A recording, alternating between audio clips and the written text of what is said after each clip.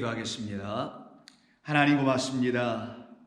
우리가 무엇이간데 저희들을 이토록 사랑해 주셔서 이 세상 살면서 오직 주님만을 바라보며 오직 주님이 주신 그 나라를 소망하며 살아갈 수 있도록 우리 마음 안에 성령으로 풍성하게 채워주셔서 성령께서 날마다 우리를 가르치시고 인도하실 때 우리는 진리의 평안의 바다 가운데서 쉼을 얻는 줄로 믿습니다. 아버지 하나님, 주님께서 저희들을 그와 같이 인도하셨사오니 저희들을 해할 자 없사오며 저희들에게 주신 하나님의 생명의 말씀을 빼앗을 자 없사오니 저희들을 오직 주님의 은총 아래만 거할 수 있도록 저희들의 삶을 날마다 깨우치시고 책망도 하시고 위로도 하시고 권면도 하여 주시는 줄로 믿습니다.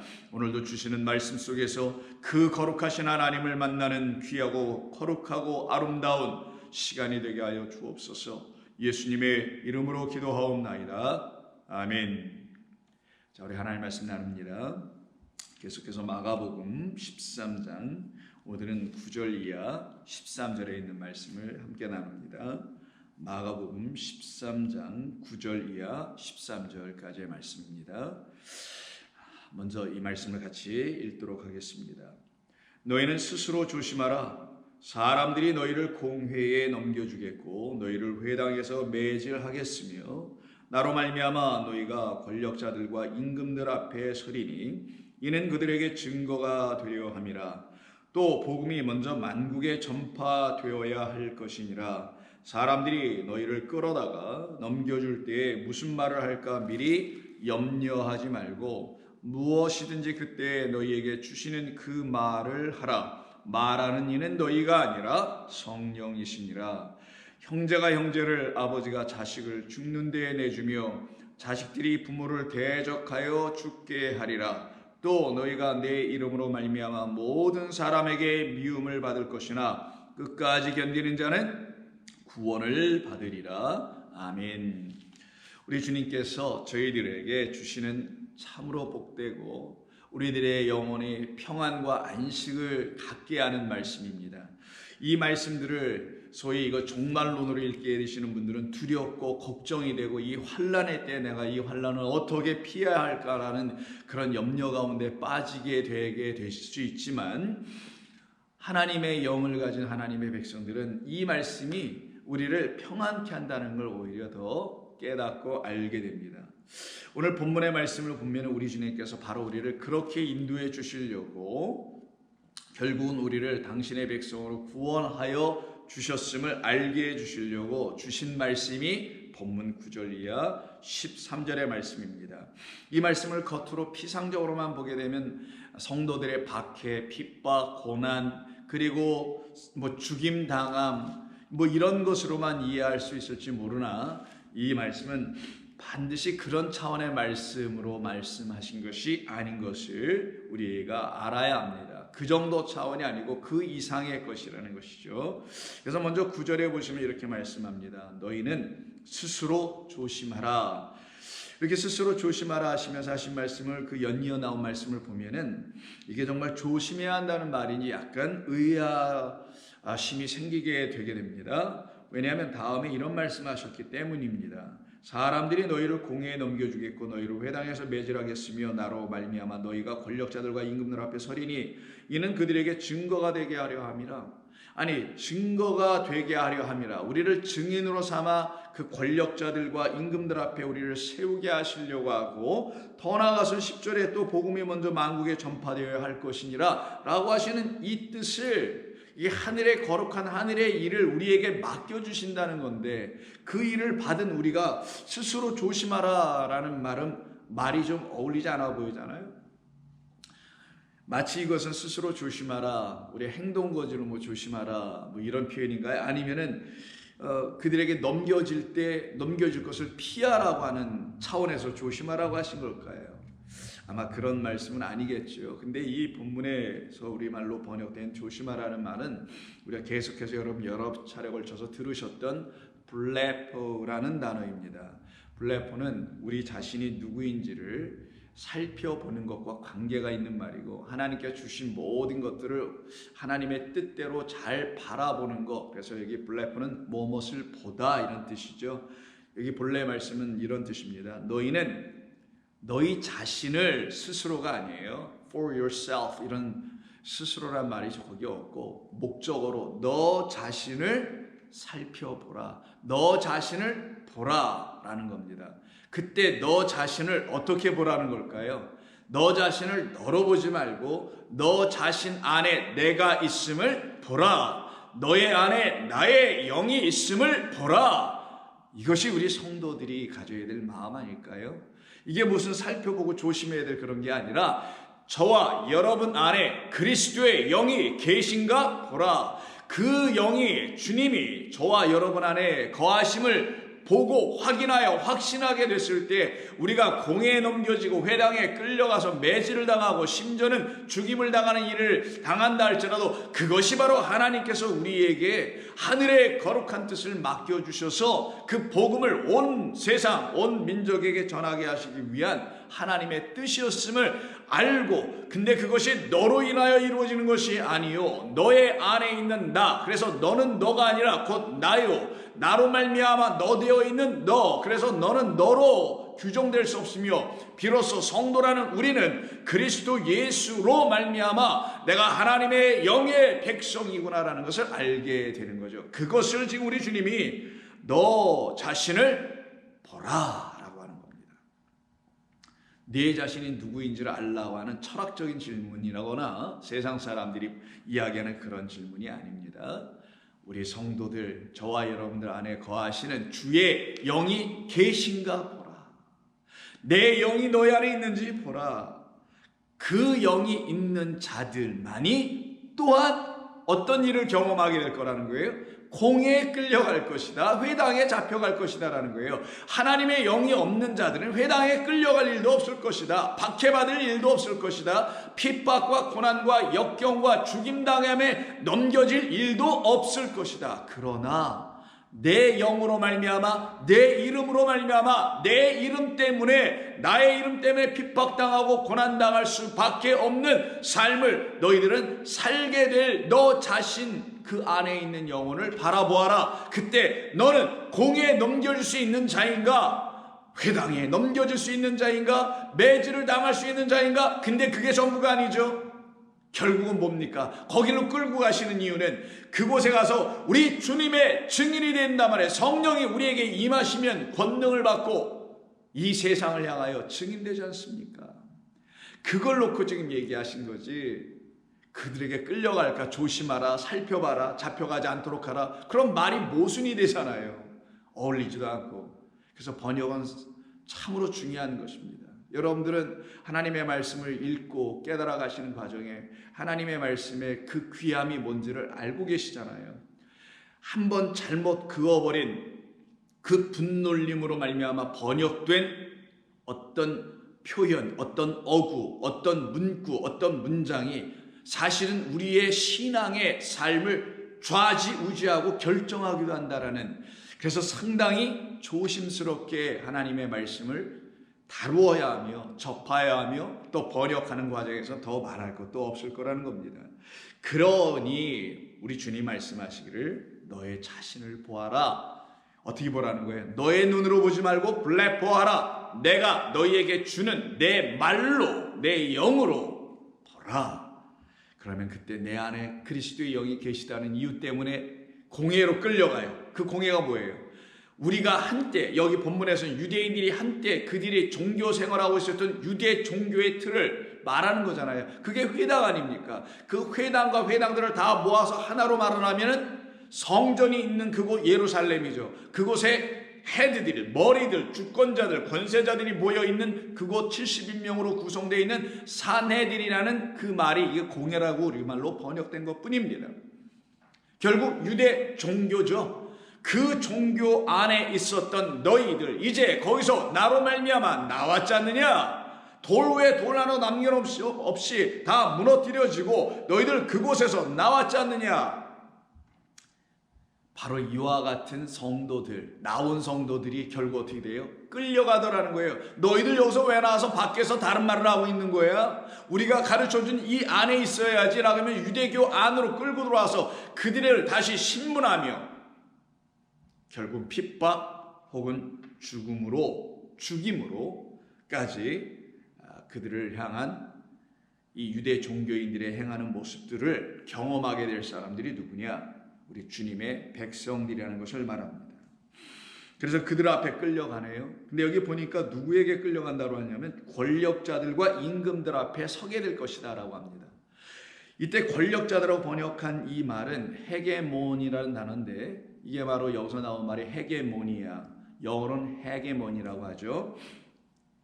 권력 있는 자들, 권력 혹은 힘 이런 말로 사용되는 말 아닌가요? 근데 이 말이 성경에서는 어떤 말로 쓰냐면은 총독이라는 말로 쓰이며 임금들은 왕입니다. 바실리우스라는 그냥 왕이에요. 그럼 총독들과 왕, 총독은 로마의 황제를 대변하는 자니 이 세상 나라의 황제, 그 치하 밑에 있어서 어느 지역을 담당하는 또 다른 왕들, 이 세상의 어떤 존재자들을 말하는 거겠죠. 이들 앞에 끌려가서 그리고 매질을 당하며 그리고 죽임을 당하게 될 것이다. 그런데 가만히 보니 이거 다 누가 당하시는 일입니까? 그렇죠. 우리 주님께서 경험하시고 앞으로 그에게 나타날 일들 아닌가요? 겟세마네 동산에서 잡히신 후에 공회에 끌려가시죠.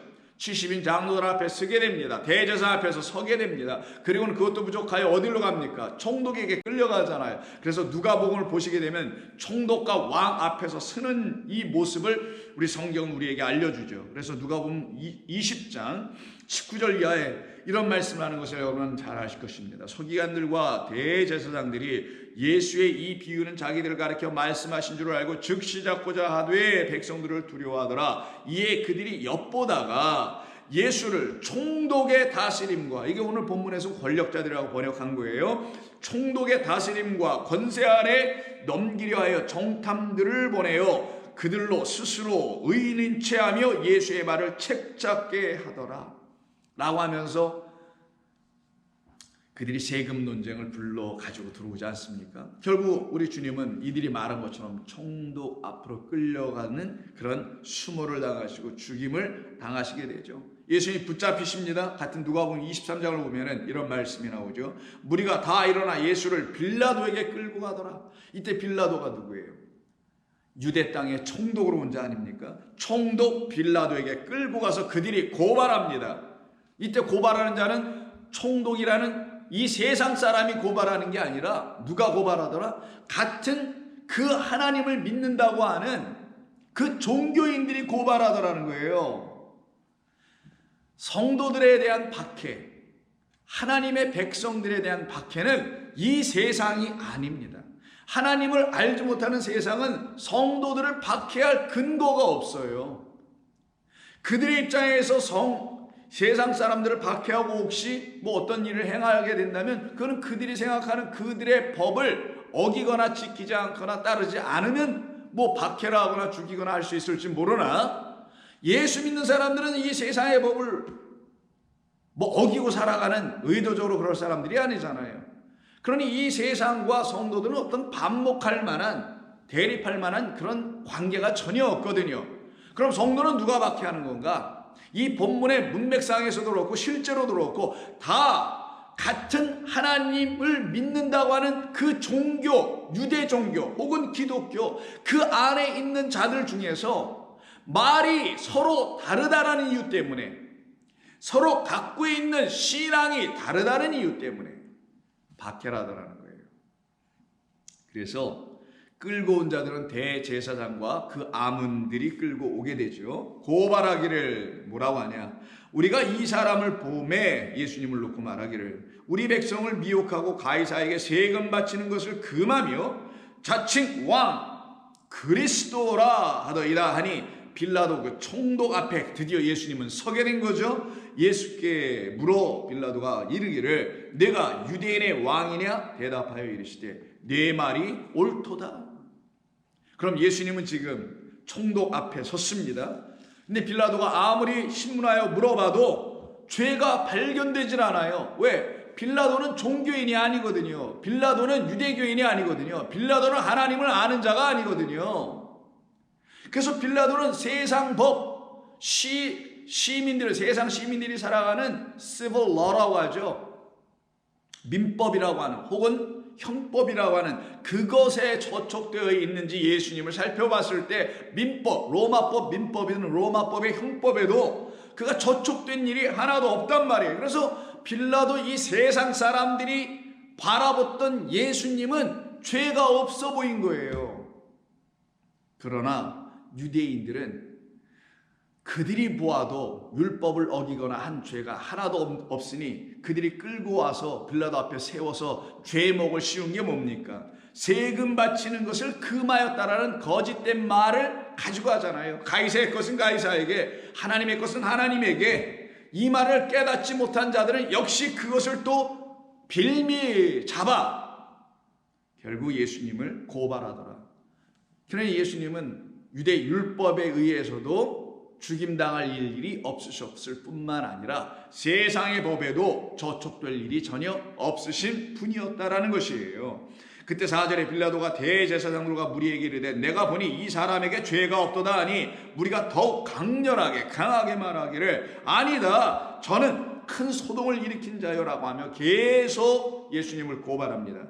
빌라도가 듣고 또 듣고 이젠 질려가지고 다시 한번 이야기합니다. 이 사람을 내가 살펴보니 이 유대 땅 사람이 아니네, 이 유대 지역의 사람이 아니네, 저 갈릴리 분봉왕 바로 헤롯이 관할하고 있는 그 속에 속한 사람인 걸 내가 알게 됐는데, 이 유월절을 맞이해서 내가 들어보니 그 헤롯이 지금 예루살렘에 유월절 지키려고 와 있다는 소식을 내가 들었어. 그러니 내가 이 사람 예수를 그 헤롯에게 보내겠다고 합니다. 7절, 헤롯의 관할에 속한 줄을 알고 헤롯에게 보내니 그때 헤롯이 예루살렘에 있더라. 그럼 예수님은 이제 총독 앞에 섰고요.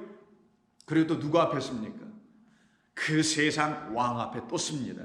헤롯이 예수를 보고, 헤롯 왕이 예수를 보고 매우 기뻐하니 이는 그의 소문을 들었으므로 오랫동안 한번 보고 싶었다라는 것이죠. 여러 말로 막 물어보고 이것저것 따져보고 하나 예수님은 아무 말도 대답하지 않습니다. 그래서 결국은 어떻게 합니까? 업신여기고 조롱하고 희롱한 끝에 11절로 보니까 빛난 옷, 붉은 옷 같은 빛난 옷을 입혀 빌라도에게 다시 보내게 됩니다. 그럼 예수님은 이리 왔다 저리 왔다 하고 있는 것이죠. 왜 이렇게 됐을까요? 성경의 말씀에 우리 오늘 주님께서 본문에서 말씀하신 것처럼 당신이 그렇게 될 거라는 것, 그러니 내가 그러니 너희도 그럴 것이라는 것, 내가 이와 같이 고난을 받으나 내가 세상을 이겼으니 두려워하지 말라고 하신 우리 주님께서 미리 당신에게 일어날 것을 아시고 내가 그러나 이 세상을 이길 것이다, 그러니 너희도 너희 자신을 보아라. 그 세상을 이긴 나의 영, 내 말이 너희 안에 있음을 블레고 바라보라. 그리고 너희도 회당과 공회에 나와 같이 잡혀가서 신문을 받고 총독과 왕들 앞에 서게 될 것이나 너희는 나로 말미암아 이기리라. 세상을 이기리라. 거짓을 이기리라. 세상 종교를 이기리라. 비진리를 이기리라. 왜? 내가 그것을 위하여 너를 위해서 대신하여 죽음을 당하러 왔으니 너희가 어찌 나의 영으로 말미암아 이기지 않을 수가 있으랴. 이것이 우리 주님께서 하신 말씀인 것이죠. 결국 헤롯으로부터 다시 넘겨받은 빌라도가 결국은 유대인들의 끊임없는 요청에 의해서 예수님을 십자가에 못 박아 죽이시죠. 그래서 오늘 본문에 너희들이 끌려가 죽임을 당한다는 말씀이 오늘 마가복음 13장 9절 이하 13절에 또한 등장하게 되는 것입니다. 곧 우리 주님의 죽음은 우리 주님과 하나가 되어 있는 우리라는 하나님의 백성들, 우리 주님의 성도들인 바로 제자들에게도 동일하게 나타날 수밖에 없는 일이었음을 우리가 알 수 있죠.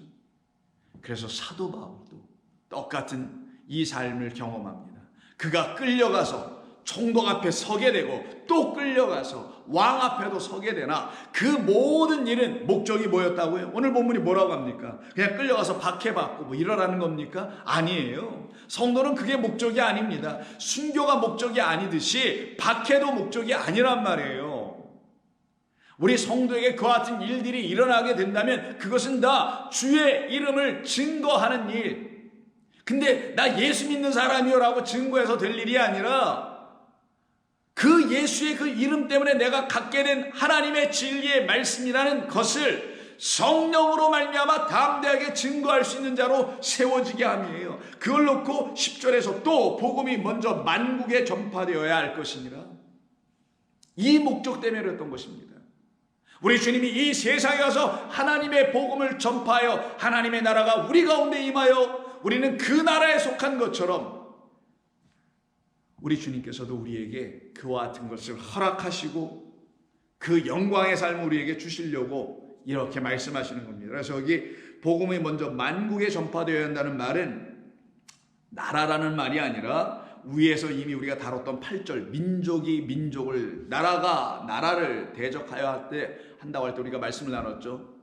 그 말의 뜻이 무엇인지. 이때 민족이라는 말 에트노스라는 단어예요. 먼저 복음이 너희를 통하여 나의 증인된 너희들을 통하여 이 모든 민족들에 전파되어야 할 것이다. 그렇게 전파되는 과정에는 반드시 어떤 일이 벌어지나요? 세상 앞에 서게 됩니다. 근데 세상은 그냥 도구일 뿐이고 실제로 누구 앞에 서 있는가? 우리는 누구 앞으로 누구에게로 보내지는가? 진리를 갖고 있다고 말을 하는 어떤 종교인들, 그러나 하나님의 말씀이라는 참된 것을 갖고 있지 못하고 성령으로 말미암는 그 하나님의 진리의 말씀을 갖고 있지 못한 비진리의 그 어떤 존재들에게 보내어지더라는 거예요.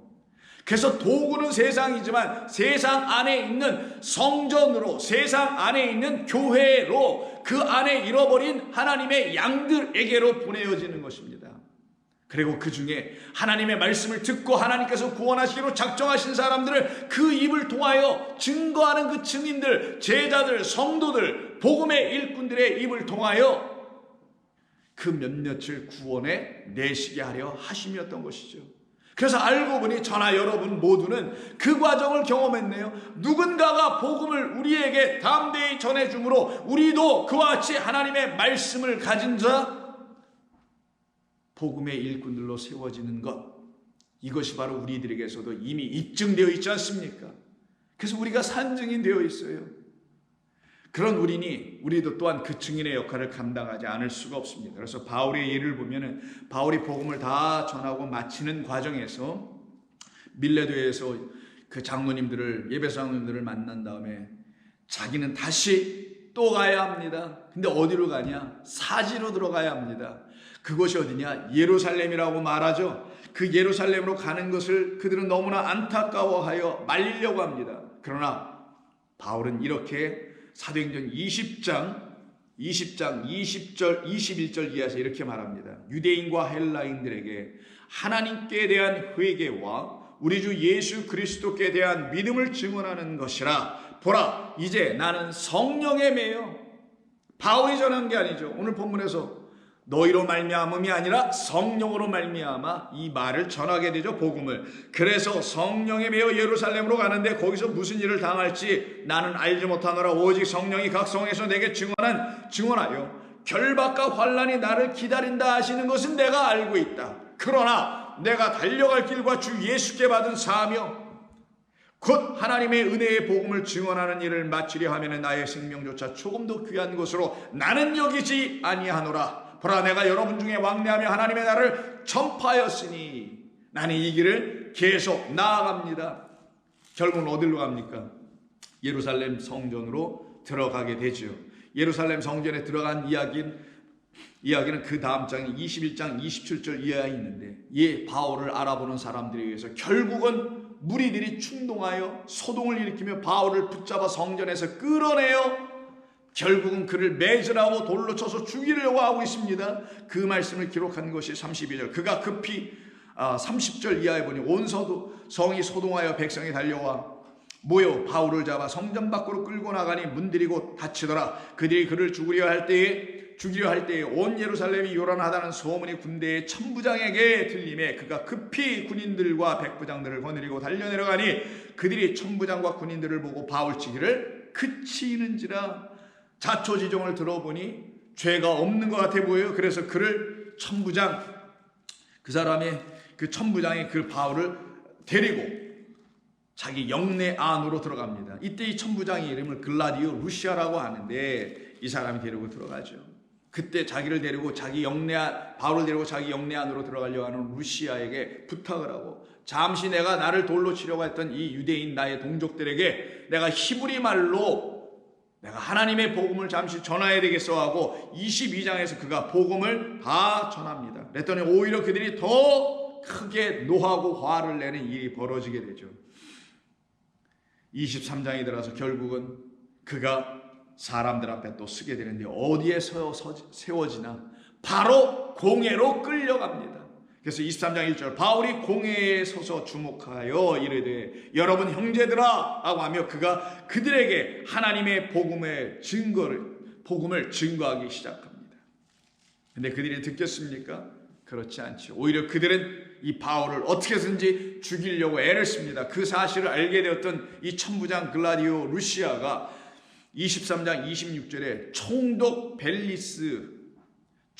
벨리스에게 편지 서신을 써서 나에게 이와 같은 바울이란 사람이 있는데 내가 이 사람을 보니 아무런 죄가 없다. 아무런 죄도 발견할 수가 없다. 유대인들은 계속 이를 고발하여 죽이라고 하지만 나는 아무런 죄가 이에게 발견되지 않으니 난 당신에게 보내야 되겠어 하는 이야기를 합니다. 26절, 글라우디오 루시아는 총독 벨리스 각하에게 무난하나이다. 이 사람이 유대인들에게 잡혀 죽게 된 것을 내가 로마 사람인 줄 들어 알고 군대를 거느리고 가서 구원하여다가 유대인들이 무슨 일로 그를 고발하는지 알고자 하여 그들의 공회로 데리고 갔나니, 그래서 내가 공회로 끌려가고 회당에 끌려가서 매질당한다는 그 말대로 이 바울이 이걸 좀 경험하고 있네요. 고발하는 것이 알고 보니 그들의 율법 문제에 관한 것뿐이요 단 한 가지도 죽이거나 결박할 사유가 없음을 발견하였나이다. 그들의 율법 가지고 논쟁하고 있는 것뿐이었지 내가 들어보니 로마의 법에 근거하여 어떤 잘못을 저지른 그런 사람이 전혀 아니었다라고 편지를 써서 결국은 바울을 바로 보내게 됩니다. 가이사에 이미 있는 총독 벨릭스에게 보내게 되죠. 결국 그는 총독 앞에 서게 됩니다. 바로 오늘 본문에서 총독 앞에 너희들이 서게 되면 왕 앞에 서게 된다는 그 말씀을 이루신 우리 주님께서 나와 똑같은 영을 갖고 있으며 나와 같은 말을 갖고 있으며 나와 같은 아버지를 섬기는 자들은 이와 같을 것이다. 그래서 그들 모두는 세상에 의해서 박해를 당하는 게 아니라 같은 믿음 안에 있다고 하는, 같은 하나님 안에 있다고 하는, 같은 교회, 같은 성전 안에 있는 자들에 의해서 고발을 당하며 어려움을 당하더라라는 것이에요. 결국 벨릭스 앞에 서게 됩니다. 총독 앞에 섰지만 총독 앞에 서는 그 바울은 여전히 담대합니다. 왜?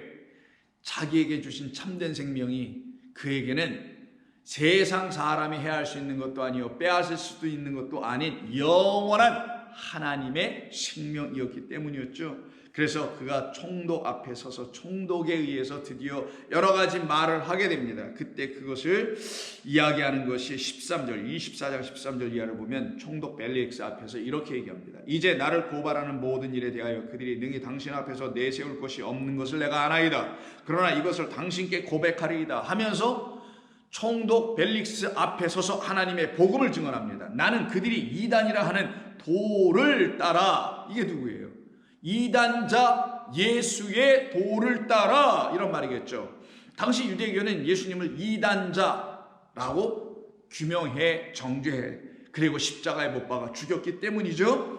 자, 조상의 하나님을 섬기고 율법과 선지자들의 글에 기록된 것을 다 믿으며 그들이 기다리는 바 하나님께 향한 소망을 나도 가졌으니 곧 의인과 악인의 부활이 있음을 나는 믿고 살아간 것 외에는 나는 없소이다. 21절, 오직 내가 그들 가운데 서서 외쳐 이르기를 내가 죽은 자의 부활에 대하여 오늘 너희 앞에 신문을 받는다고 한 이 한 소리만 있을 따름이지 내가 어떤 것을 어긴 적이 있었는가?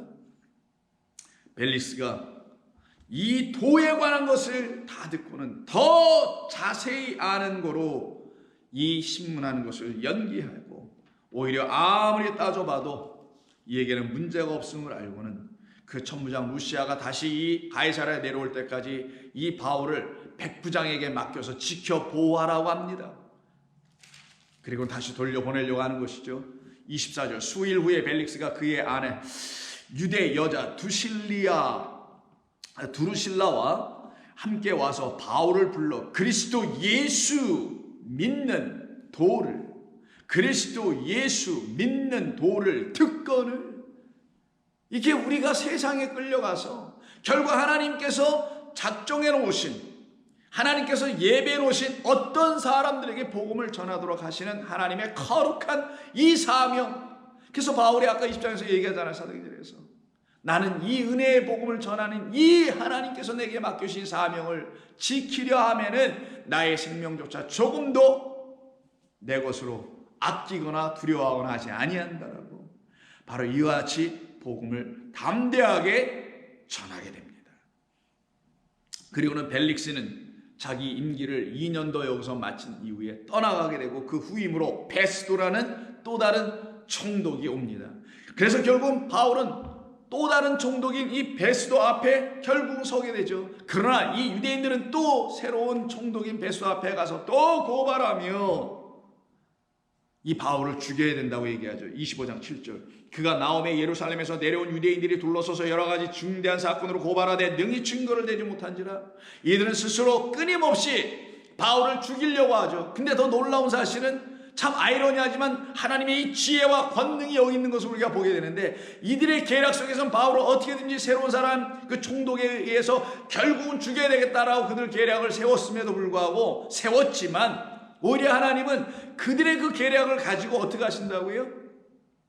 복음을 전하는 도구로 써버리시더라는 거예요. 그래서 그들의 계략은 아둔한 계략이었던 것이죠.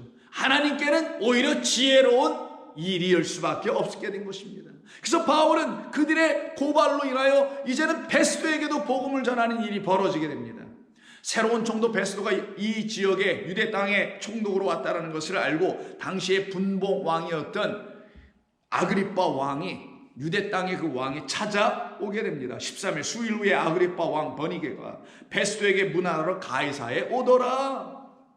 그럼 결국은 바울은 총독들 앞에 서는 것만이 아니라 너희가 권력자들이라는 총독들과 그리고 왕들 임금들 앞에 서겠다라는 말씀 그대로 이 바울은 그렇게 서게 되네요. 왜? 그들에게 복음을 전하는 것뿐만 아니라 자기를 고발한 정죄한 그 유대인들 왜 정죄할 수밖에 없었을까요? 하나님의 진리의 복음을 그리스도 예수로 말미암아 듣지를 못하고 있으니 그들에게 결국은 복음이 들어갈 수 있도록 하는 것이며, 그들의 고발이 헛되고 허망한 것이며 근거 없는 고발하는 것을 세상 총독과 왕들 앞에서 오히려 들춰지고 드러나게 하게 하시는 하나님의 이 놀라운 뜻이 담겨 있었던 겁니다. 그래서 성도에게는 무죄, 죄 없음, 고발당할 것이 없음, 깨끗한 자, 거룩한 자, 하늘 백성이라는 것을 오히려 더 증거하여 알려주는 것이죠. 이게 얼마나 멋진 일입니까? 예수를 믿으면 이렇게 믿어야 되는 것이고, 이런 일들이 일어나야 되는 거고, 이런 일들이 일어나는 걸 기쁨이요 감사요 영광이요 세상 사람들은 알 수 없는 명예 중에 명예일 수가 없는 것입니다.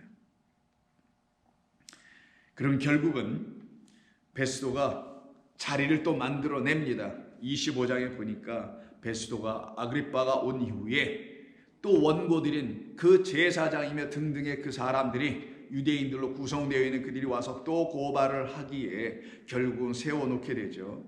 그들이 하는 이야기 들어볼까? 25장 18절. 원고들이 서서 내가 짐작하던 것 같은 악행의 혐의는 하나도 제시하지 아니하고 오직 자기들의 종교 또는 예수라 하는 이가 죽은 것을 살아있다고 바울이 주장하는 그 일에 관한 문제로 고발하는 것뿐이라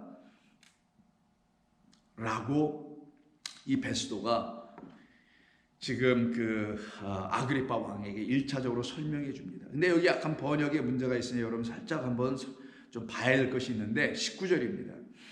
자, 오직 자기들의 종교와 또는 예수라 하는 이가 죽은 것을 살아있다고 바울이 주장하는 이렇게 되어 있는데, 원래는 뭐냐면 바울이라는 사람이 뭘 주장하더라는 거예요. 뭘 주장하냐면 사람들은 이미 죽었다고 하는 그 예수는 죽은 것이 아니요, 죽은 분이 아니요 살아있다라고 주장하는 그 문제에 대하여 유대인들이 지금 고발하더라, 이런 얘기입니다.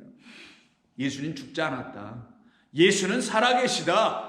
어디에? 그들에게 살아계시지 않죠. 그들의 눈에도 보이지도 않죠. 누구에게 살아있을까요?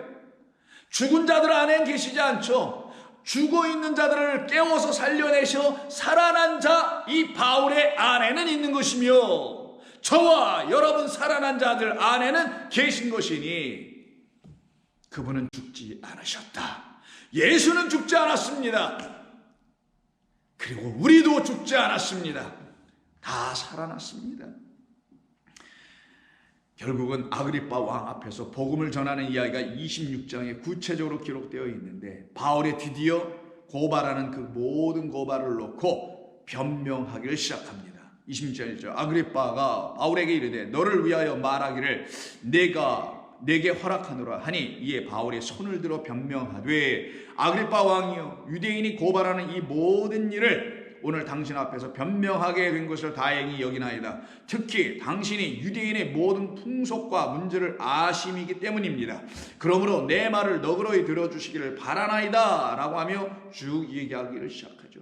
5절 일찍부터 나를 알았으니 그들이 증언하려 하면 내가 우리 종교의 가장 엄한 팔을 따라 바리새인의 생활을 하였다고 할 것이라. 이제도 여기 서서 신문 받는 것은 하나님이 우리 조상에게 약속하신 것을 바라는 까닭이다. 내가 전한 건 이거 하나밖에 없다. 무엇인가? 8절입니다. 또 이 증거를 하네요. 당신들은 하나님이 죽은 사람을 살리심을 어찌 못 믿을 것으로 여기나이까? 당신이 유대 사람이고 하나님을 아는 사람이 하나님의 능력도 할 것인데 죽은 자 하나 살려내는 게 큰 문제나 될 것이요. 그러기에 예수는 살아났습니다 라고 얘기하는 거예요. 나도 나사렛 예수의 이름을 대적하여 많은 일을 행하여 될 줄을 알고 나도 이와 같은 사람들을 박해했으나 나에게 찾아오신 그리스도로 말미암아 내가 이제는 그와 함께 고난을 당하며 복음을 전하는 이방인의 빛으로 삼아 나를 이끄신 것뿐입니다 라고 하여 그가 23절에서 곧 그리스도가 고난을 받으실 것과 죽은 자 가운데서 먼저 다시 살아나사 이스라엘과 이방인들에게 빛을 전하시라 함. 나는 이야기를 듣고 이방인의 사도가 된 것뿐이요 라고 쭉 말을 하니 이 말을 함께 듣고 있었던 옆에 있는 베스도 총독이 뭐라고 24절에서 말하냐. 바울이 같이 변명하며 베스도가 크게 소리내어 이르되 바울아 내가 미쳤도다. 내 말을 한 분이 너를 미치게 한다. 아니죠. 바울은 그렇게 미친 게 아닙니다. 베스도가 아는 것은 세상 학문, 바로 로마의 법 정도는 알고 그리스 철학을 알고 있을지 모르지만 바울은 그런 학문으로 미친 사람이 아니요. 바울은 예수님의 말씀 때문에 미쳐버린 사람, 예수의 영에 미친 사람, 바로 예수쟁이였던 것입니다. 바울이 이르되 베스도 각하여 내가 미친 것이 아니요 참되고 온전한 말을 하나이다. 그렇죠? 예수쟁이들, 예수에 미친 사람들은 이상한 짓 안 합니다. 이상한 말을 가지고 이상하게 말하지도 아니하고 헛된 말, 허망한 말을 하지 않고 근거 없는 말 하지 않습니다.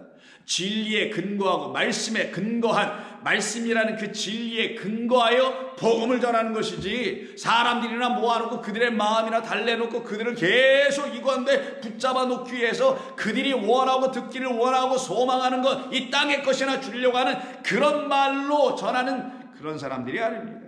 참되고 온전한 말을 하는 사람, 이때 말이 레마예요. 나는 당신들이 알지 못하는 진리를 지금 말하고 있을 뿐이요. 나는 세상 학문을 얘기하는 것이 아니요. 내가 세상 학문을 얘기했으면 당신들은 다 알아들었을 것이나 당신이 나에게 지금 미쳤도다고 말하는 것은 당신이 지금 못 알아듣고 있다는 것을 방증하는 것인데 그 이유는 내가 진리와 온전한 그 레마라는 성령이 주시는 말씀을 내가 전하는 것이요. 그러니 너희가 회당과 공회에 끌려가서 권력자들이란 총독들과 임금들이라는 왕들 앞에 서게 될지라도 너희는 두려워하지 말고 복음을 전하라라고 말씀하신 것이죠. 왜? 그때 너희가 말하는 것은 너희가 말하는 것이 아니요 성령으로 말하는 것이라고 오늘 본문에서 우리 주님이 말씀하신 것처럼 이 바울은 혹은 여러분들은 똑같이 성령이 주시는 말씀을 말하는 겁니다.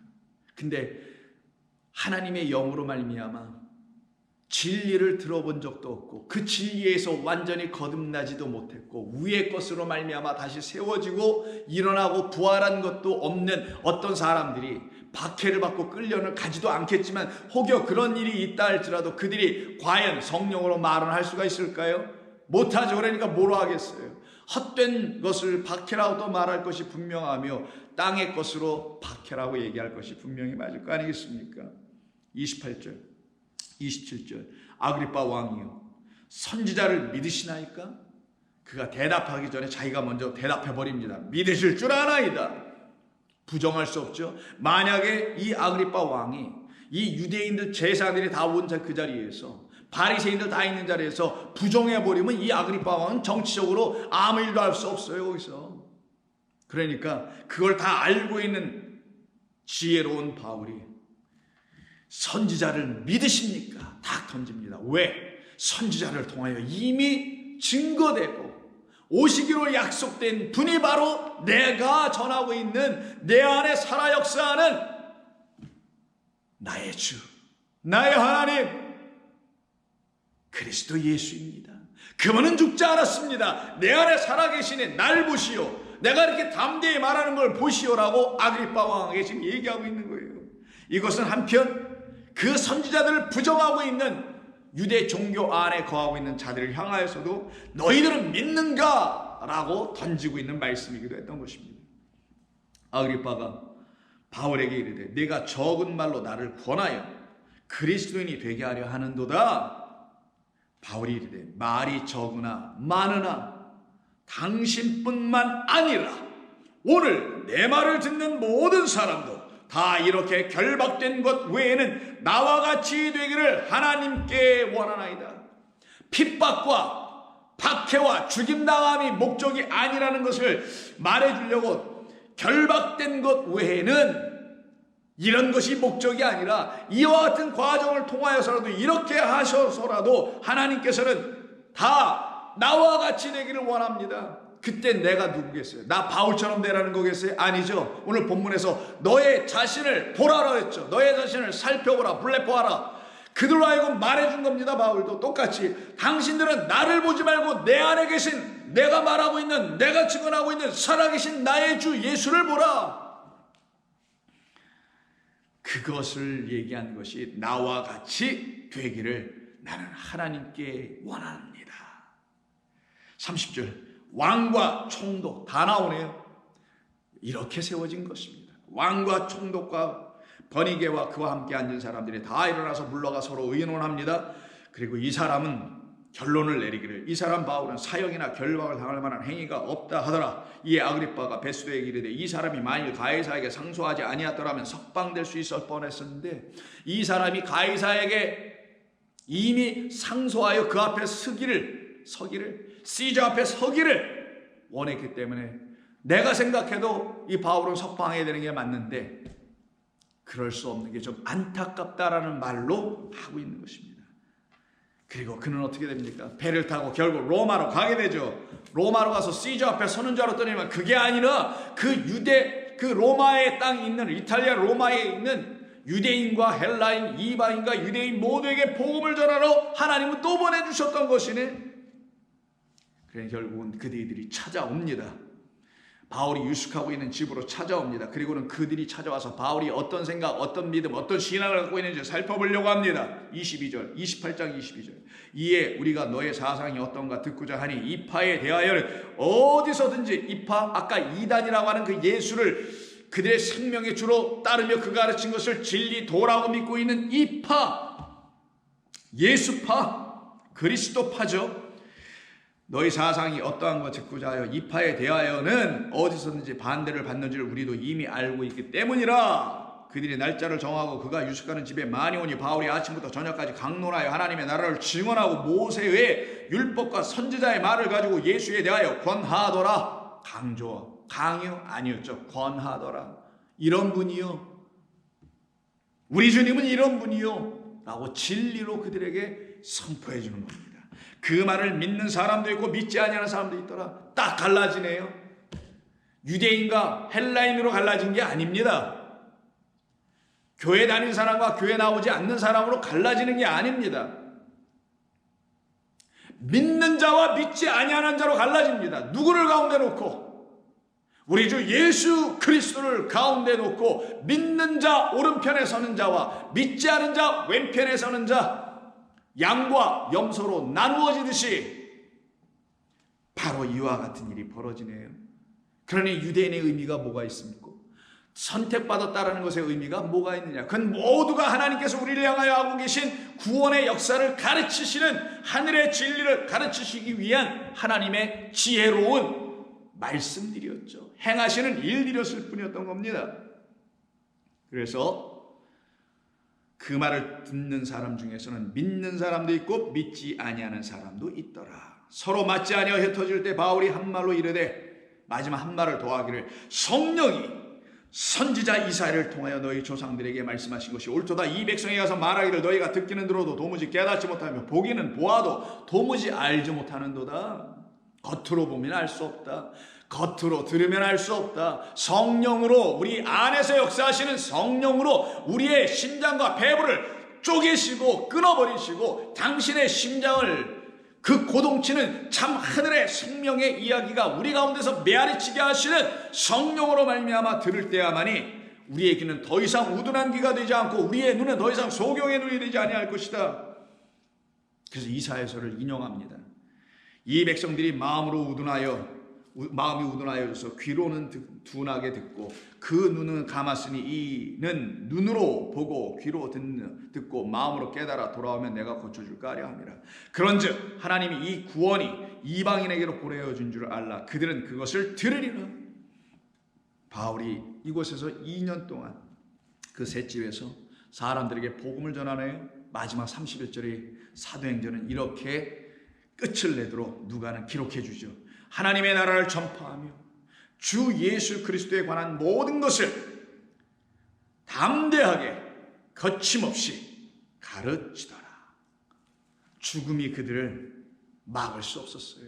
이 세상의 권력자들이, 총독과 왕들이 그들의 갈 길, 그리스도의 그 삶을 가지고 나아가는 길을 막을 수가 없었던 겁니다. 왜? 인도하시는 분은 하나님이셨기 때문이죠.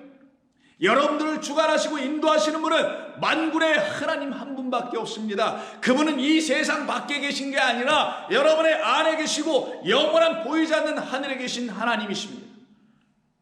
그 하나님께서 우리에게 말씀하시는 거예요.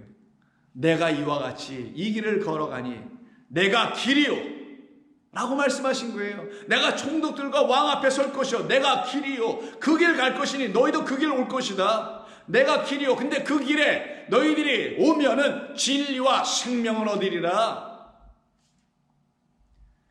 그래서 오늘 본문 다시 돌아가서 13절 11절 보면은 이 복음을 전하는 사람들이 바로 우리 성도들이 혹은 우리 제자들이 이 세상에 끌려가서 이 세상 나라화 되어 있는 그 교회와 그 세상 나라 교회화 되어 있는 그 어떤 사람들에게 끌려 넘겨지는 이야기를 하시죠. 11절 사람들이 너희를 끌어다가 넘겨줄 때에, 공회와 회당이라는 그곳에 넘겨줄 때에 무슨 말을 할까 미리 염려하지 말라.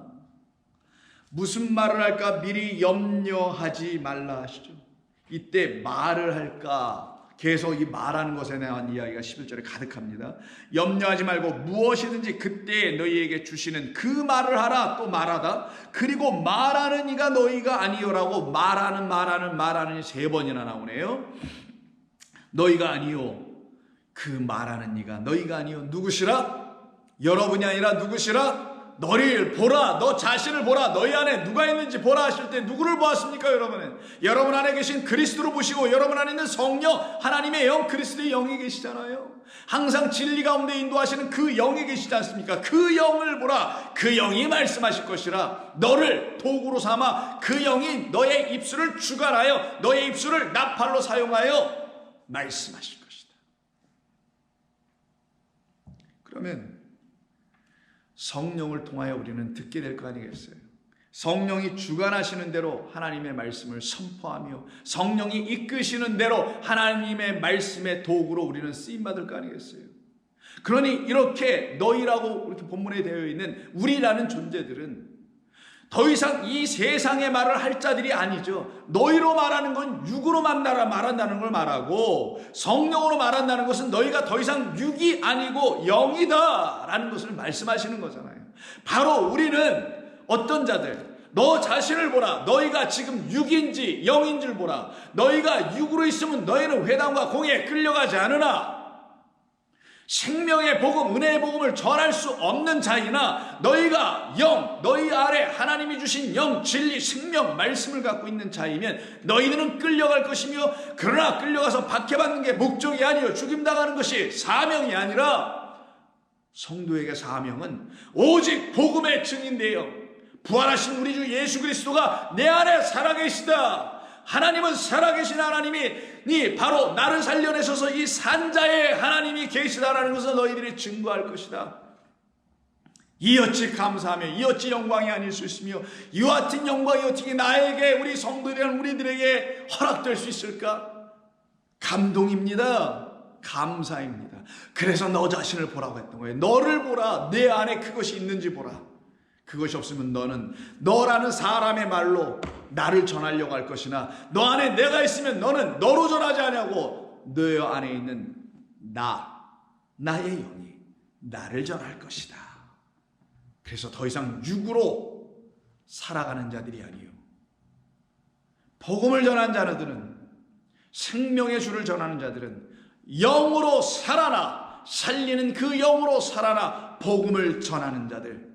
그래서 여기서 전하고 말한다는 말은 단순히 말하는 것이 아니라, 전에도 몇 번 말씀드렸습니다마는 랄레오, 기억해 두세요. 랄레오라는 단어를 사용하는데, 이 랄레오는 진리를 말할 때, 성령이 나로 말씀하실 때, 하늘의 위의 것을 말씀해 주실 때, 그리고 나도 그 하늘의 것을 드디어 말씀할 수 있을 때, 그때 말하다는 전부 다 랄레오인데, 이게 오늘 본문 11절에 무려 3번을 말하네요. 첫 번째는 너희를 넘겨줄 때 너희가 무슨 말을 할까? 무엇을 말을 할까? 이때 랄레오가 한번 사용되고, 너희는 그것을 미리 염려하고 걱정하지 말라. 미리 염려하고 걱정하는 사람도 어떤 사람이에요? 아직 육에 있는 사람, 여전히 육 가운데 있어서 살아나지 못한 사람, 그 사람도 어떻게 하겠어요? 내가 오늘 뭐를 전해야 되지? 어떻게 해야 하지? 이거 염려한다니까요. 자기 생각으로 전할 수밖에 없게 돼요. 그 끝에. 왜? 염려니까. 염려하다 이 메림 나오라는 것은 divided, 둘로 나누어지다라는 거예요. 영과 육이 하나가 되어 있지 못한, 말씀 육신이 하나 되어 있지 못한 상태에, 나라는 육의 하나님의 말씀이 나를 치고 들어오셔서 나를 하나님의 영으로 바꾸어 놓으신 그 상태가 아직 안 되어 있는 걸 메림나오, 둘로 나누어진 상태라는 거예요. 문자적 의미가. 그때 우리 가운데 일어나는 일이 뭐다? 염려. 이거를 해야 할까? 저것을 해야 될까? 둘로 나눠져 봐. 염려하잖아요. 여길로 갈까? 저길로 갈까? 이것이 맞나? 저것이 맞나? 그런 상태로 있는 자들은 염려하게 될 수밖에 없으나, 너희는 염려하지 말라. 왜? 무엇이든지 그때에 너희에게 주시는 그 말을 하라.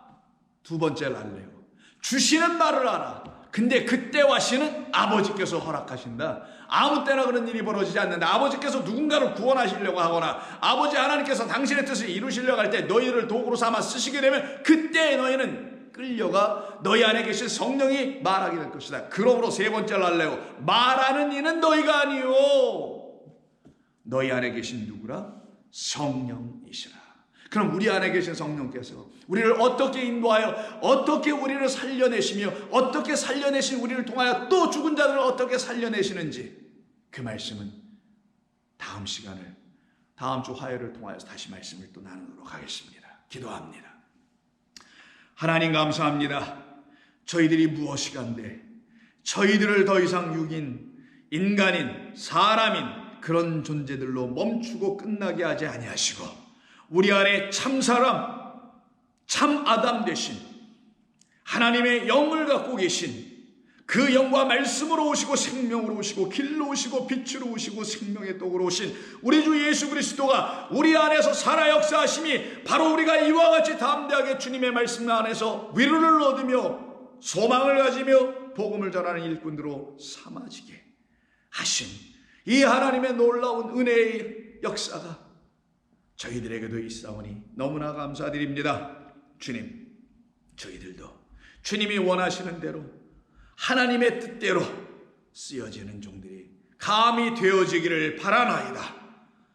아버지께서 원하시는 대로 쓰실 만한 그런 종들이 될 수 있도록 우리 자신의 안을 바라보고 우리가 하나님의 영에 완전히 사로잡혀 있는지를 보게 하여 주시옵소서.